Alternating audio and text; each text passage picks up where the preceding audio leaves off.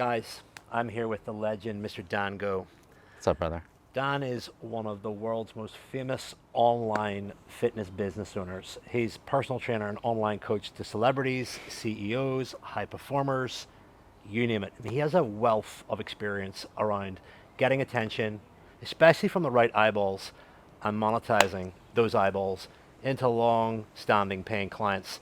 And I'm going to interrogate him today and get to the bottom of his marketing secrets, his business secrets. So, Dan, I'm going to fire you a hot question. Cool. You have built a following of how many people exactly? 1.8 million as of right now. Yes. 1.8?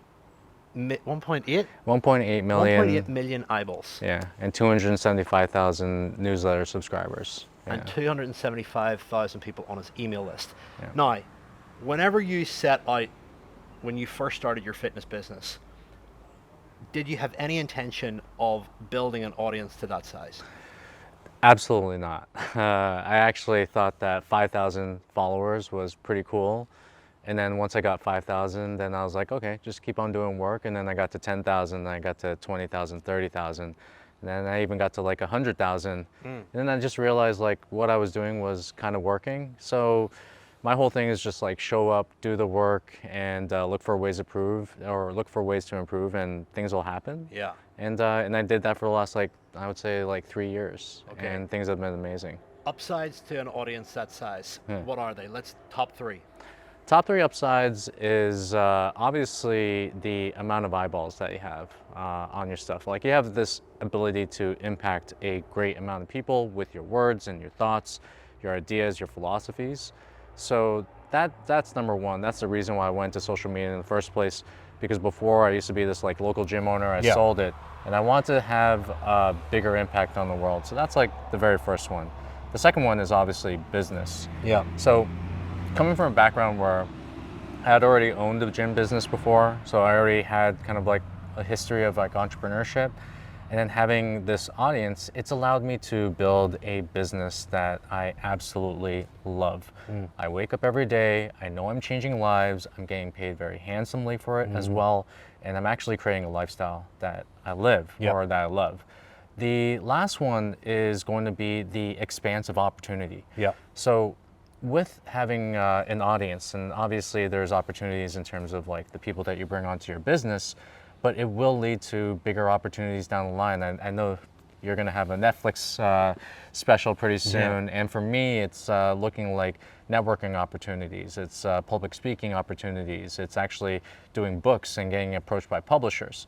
So the opportunity piece of having a big following and having the attention of so many people, there's a lot of really cool things going on. Yeah.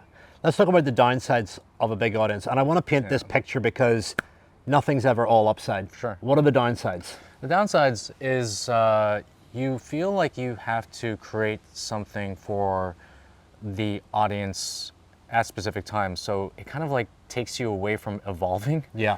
To a certain extent, you know what kind of works for your audience. You kind of know what content works. But the whole thing about creation on the social media platforms in general, the way that I look at it, it's a way to evolve the way that you create. Yeah. So sometimes you can get very stuck in the way that you create, and then that leads to stagnancy, and then you get really bored with what you're doing. Right. So it's kind of like this continual evolution that you have to push yourself through. The other one is you have a lot of eyeballs on you. So that leads to, let's just say if there were 1.8 million people following you and 1% of those people were crazy, that's a lot of crazy people. A lot of annoying people. Yeah, it's a lot of annoying people, a lot of trolls. And the thing about growing on social media, it's kind of like this mirror that shows you your own insecurities.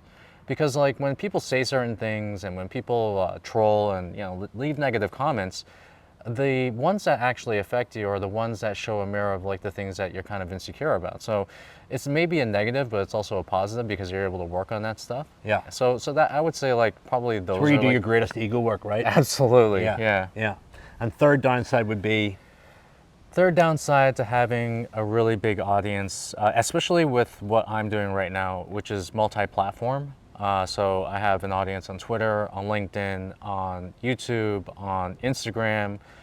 It's the juggling and the consistent focus on all of these platforms to make sure that I'm creating content for it, that we're growing at a pace that I'm satisfied with, and also just making sure that I'm continually evolving myself as I'm creating for these platforms. And that's kind of like dispersing your attention from one place to another, which in some cases can be less than ideal. So even right now, I'm focused on YouTube. So since like January, is there any reason why YouTube over any other platform? And we'll get into more nitty gritty in a minute, but why YouTube just quickly? I look at YouTube as the holy grail for content creation, the holy grail for brand creation as well. My whole concept is like, how long do people stay on your content for is a reflection of how long you capture attention. If there's anything that we know, it's that attention is kind of like the new equity, it's a new currency. And the longer that people stay on your channel, or the longer people stay on your videos, then you are actually able to create a really true fan out of that person.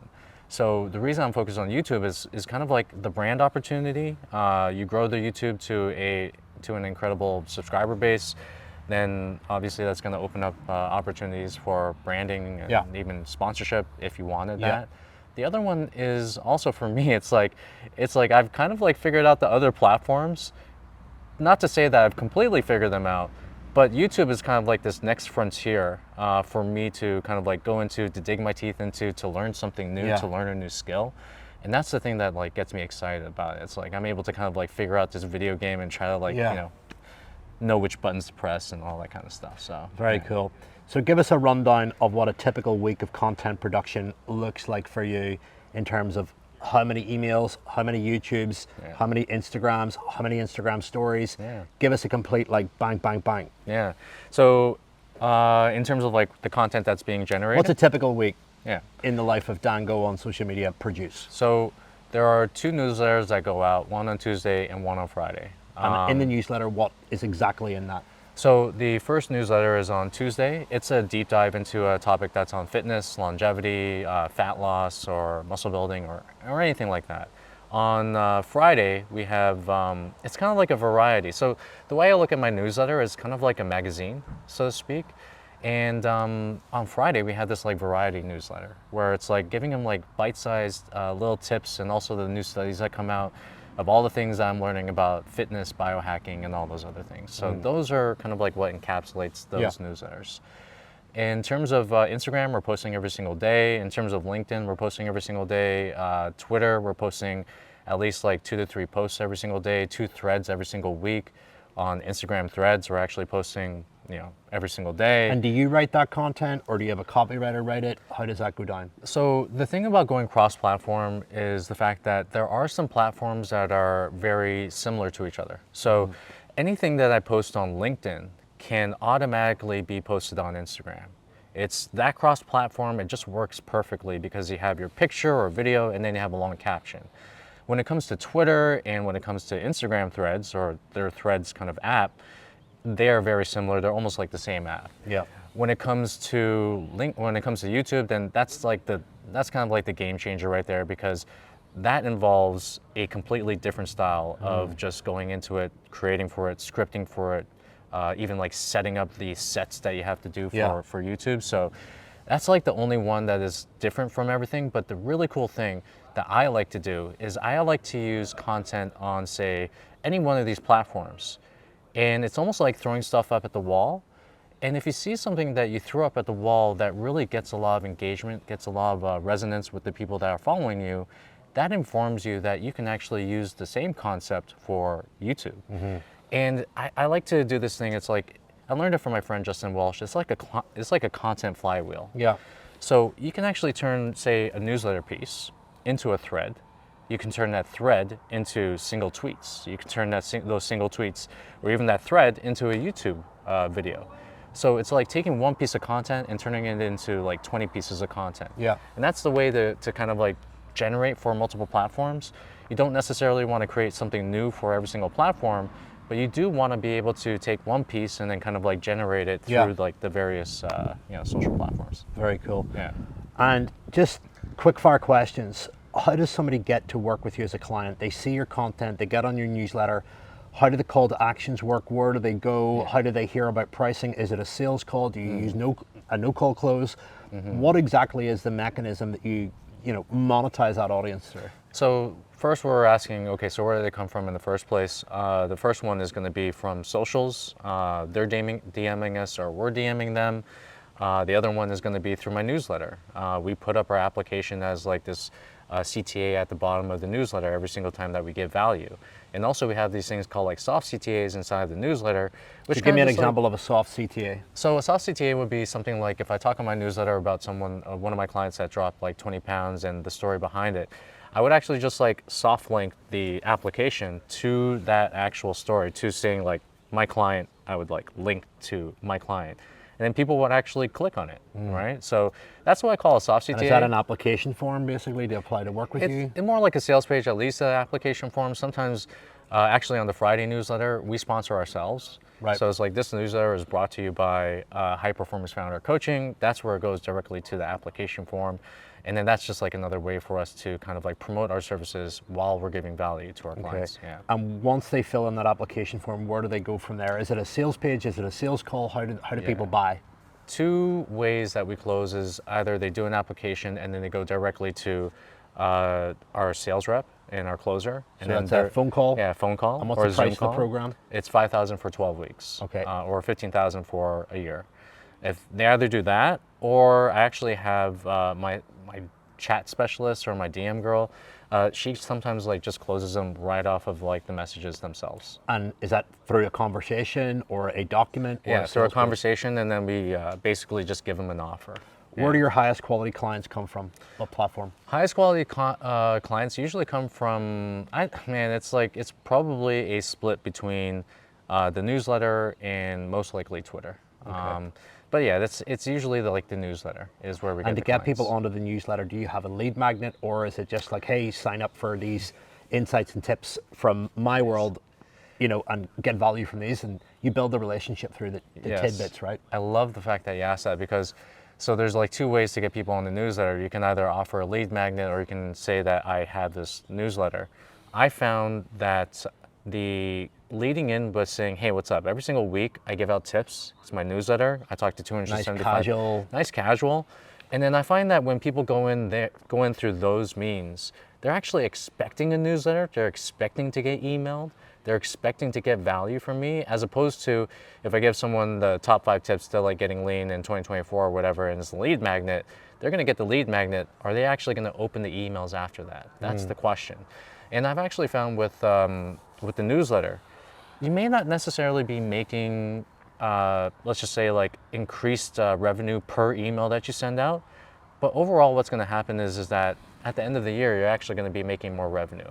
And there's also multiple opportunities for like different income streams on like the newsletter as well. You have like affiliates, sponsorships, you have courses, you have your own private coaching. So it is a way to kind of like diversify your income streams as well. And I just find like the newsletter angle is a lot better for me from a branding perspective. And I do love kind of like sitting in there, giving value or giving massive value, Yep. and growing this newsletter as big as I possibly can. Yeah. What are your top 3 tips for writing great content? Top 3 tips for writing great content is, number 1, look at what is working for other people first. Model what is working, like especially if you're just starting from like, I'll talk about it from like a beginner standpoint, and I'll talk about it from like say an advanced standpoint if someone's like kind of like a little bit of a veteran at this. If you're a beginner, it's like look at what's working, model it, and then see if you can get results out of it. And then when you model it, what's going to happen is that you're going to find your own style over the course of time. And I liken this to like a musician. So with a musician, like when they're first starting out, they're like playing other people's songs, and they're kind of like trying to find their own style while actually doing what works. So that's the first thing I would say, like model kind of like what's working, and don't copy, but model the format, right? Don't copy word for word or anything like that, but make sure that you know what the format is, and then model what the format is. The next step that I would do is I would just make sure that there are certain formats that are going to be working for your audience. And it doesn't mean that you're going to be replaying those formats over and over and over. Like one of them that really worked for me was this thing called, cheat codes I know at 44 that I wish I knew at 24. Cheat codes I know at 44 that I wish I knew at 24. And it was a thread that just like blew up everywhere. And even on YouTube, it's got like 300,000 views on it so far. Wow. And the thing is that when you see a piece of content like that or a format like that, you can actually recreate that format in different ways because you know it kind of works for your audience. And the last part is, especially from like my angle, you can use your content to inform you of content that's going to work on different platforms. Right. So let's use the cheat code example that I use. So that really worked on Twitter, that worked on LinkedIn, that worked everywhere. And then I took it to YouTube and it just freaking blew up. And it's like, hey, guess what? These kind of like platforms will inform you of what people want. So that is actually something that you can take to other platforms and just recreate over and over and over and over and over. The other, So if you see 10 cheat codes to grow your fitness business, boom. you know where it came from. Exactly. And this is kind of like a bonus one. I think everybody's like always trying to be, we all mirror and take inspiration from different parts, and it's ultimately our own interpretation and mishmash and world experience that brings that together and then presents it in a new, different, slightly altered, but more crystallized version. Yes. That's relatable to you. It's like the version of you. Right. That is coming through the Filters it. perception, Yeah. right? Yeah. So I'll leave a bonus one because I talked about multiple platforms and everyone's like, oh, now I gotta like post on Instagram, LinkedIn, and all this kind of stuff. My whole thing is like focus on the platform for at least like 6 months to like a year. Yeah. Get the hang of that. Once you reach what I call critical mass, which could be like anywhere between 100,000 followers to greater than that, then you can say, I'm gonna move on to a next platform and I'm gonna learn how to open that up. And then after you, and it's kind of like, everyone's trying to kind of like grow on LinkedIn and grow on Instagram and grow on Twitter at the same time, and it's kind of dispersing your energy. I actually took maybe, again, 6 months to a year to like open up those channels and really Which was focus the in on main it. one that blew up for you first? Twitter. Yeah. Twitter, right? Yeah. And then after Twitter, it was... After Twitter it was Instagram. After Instagram it was LinkedIn. And Now, a lot of trainers that are going to be listening to this probably don't have a Twitter account, Yeah. or probably don't see how they're going to get clients from that. Yeah. Do you think Twitter is a wise move for a trainer now, or are they better investing their energy in LinkedIn, Instagram, where they can add more context? Like, what would you suggest to, there's going to be coaches at all different levels watching this, so it's obviously context specific, but what would be your advice on that? My advice on that is from a personal standpoint and what I'm seeing on social media right now. It's that Instagram and LinkedIn are kind of like the easiest places to grow. Instagram threads, probably the easiest places to gain traction right now. Twitter's a little bit hard at this very moment with like all the algorithm changes that Elon's doing. Yeah. And whenever I think about platforms, I'm like, go for the easiest first to get traction. So that's going to be either like Instagram or LinkedIn. And then what you have to do is you just have to learn the game. Each platform that you see, there's like a different button to press in order to grow on those different platforms. So you just have to know like which buttons to press, but that takes time, that takes nuance. You have to know which content to also do as well. That's a big part of it too. So focus on one at a time and make sure that you're not kind of dispersing your energy or like having shiny object syndrome towards like something else that's going to like take you away from focusing in. Yeah. What is the biggest content mistake that you see trainers make in the modern 2024, 2025 onwards? What do you see? There's a big one is like inconsistency. When no people, immediate payoff. There's no immediate payoff for them because like to start something off, especially on social media, like you're looking at like anywhere between 3 to 6 months unless you get like traction right away. And some people don't have the stomach to create content every single day for 3 to 6 months. Yeah. But that is what it's going to take. And then sometimes they're going to miss a day. And then you miss one day, that turns into 2 days. Then you miss 2 days, then it turns into 3 days until you totally forget about it. And you're like, oh, this social media thing is not for me. But the reality is that you have to understand that this is about buckling down and being consistent with it. So if you're not consistent with it and you don't have that want to be consistent for the next, even I'll even throw it out there for like the next year, then guess what? Like you're not going to be up for the game. Yeah. You're not going to be up for actually winning at this game right now. So, yeah. And final question, how important do you feel it is to showcase lifestyle and results? Ultimately, the market buy into you as an individual. To what level should you be showing your lifestyle? To what level should you be showing results? I know trainers, trainers that are all results, don't show any of their lifestyle. How would you advise somebody to you know, paint the picture on social media that they're worth modeling, that they get good results? Like, how would you advise or give insights to people that are maybe a little bit mindful about sharing their lifestyle or anything outside the results? I think it's also, I think that's very much like a testing process, but then you can also get very, it can get very dangerous. So I'll use an example. If a girl is using her body to attract clients or to attract attention on Instagram, like, guess what? It's like they are coming for you showing your body. They're not coming for your knowledge. They're not coming for your ideas. They're not coming for your systems. They're coming to see you showing your body. So that's a very dangerous thing if that's the attention that you're attracting. The way I look at kind of like the lifestyle, the knowledge, and also the results is like a ratio. So instead of thinking that you have to go all this way or all that way, it's like maybe it's going to be 60 to 70% education, 10 to 20% lifestyle. Yeah. And then maybe it's going to be 10% on the before and afters and the results that you actually get for your clients. Yep. And this can skew. I mean, like if we're talking to fitness professionals, it depends on what you're putting out there and what people actually respond to. Yeah. Because you do kind of like have to listen to the crowd a little bit to see like what they like. But I always look at it as ratios. I don't like to be redundant with like everything that I'm putting out there. So I do kind of like switch it up a little bit every so now. Yeah. So we've spent the last couple of days masterminding. You've flown out to Ireland. Yes. And Scotland. And Scotland. We went to Scotland. What's been your biggest aha? What's really stood out for you? Like, just whether it's a lesson, whether it's an experience of hanging out together, what has been like the biggest insight so far? A most enjoyable piece and insight. Number one is have Phil as a friend. That's number one. The main thing is the quality of people that are in this room right now. Yeah. We have all met each other. Actually, I met you last year in Nashville. Yeah. Through Vince. I'm pretty sure if I went to a similar conference, we would have met there. I met Dave, I met Yuri, I met Vince, all at different conferences, all at different masterminds. Especially when you're in the beginning, it's like you have to pay to play a little bit. Yeah. Right? It's like you can't expect to like meet people, especially with this online world, and not take these online relationships offline. Yeah. Right? You can't just like be on your couch and just being like, oh yeah, well I have a relationship with this guy. No, you're not friends until you meet each other in person. Yeah. So my whole thing is that we all met each other because we had invested in ourselves in masterminds and conferences. We eventually saw that, hey, we're actually pretty cool. We're all doing like, you know, similar successful businesses. Yeah. Why don't we create this like offset mastermind of our own a little bit? And then that's the whole thing. It's like take these online relationships or even put yourself out there and like join the mastermind, join the conference, get yourself out there, invest.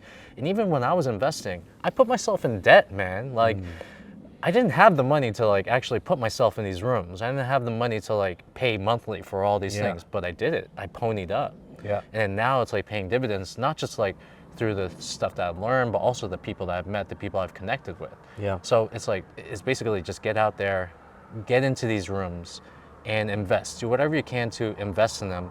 And then you're going to change your life. You're going to change your life. And also you're going to have like an amazing group of friends eventually. Yeah. Love it. Guys, Mr. Dango, go and check him out. Yeah. Thanks for watching.